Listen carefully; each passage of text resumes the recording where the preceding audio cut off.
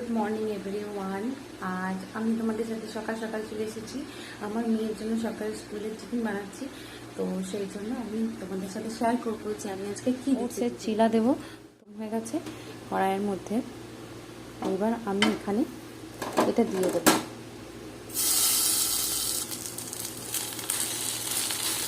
আমি এইভাবেই করি, মানে এটাকে এইভাবে হাত দিয়ে এটাকে স্প্রেড করি। হয়ে গেল।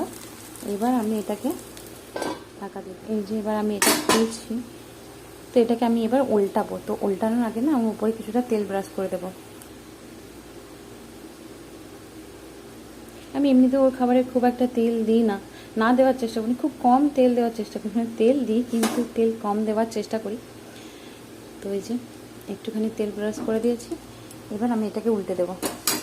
এই যে দেখো আমি এটাকে উল্টে দিয়েছি, যেহেতু আমি এক হাতে ভিডিও করছি তো দেখাতে পারলাম না এক হাতে। আমি তো ফাইনালি আমার এটা কমপ্লিট, আর এটা করবো না, হয়ে গেছে। এবার আমি এটা নামিয়ে দেখো টিফিন রেডি করে দিয়েছি। আমি এখানে হচ্ছে চিলাটা দিয়েছি, মানে আমি ফোল্ড করে দিয়েছি তাই এরকম দেখতে লাগছে, গোটাই আছে।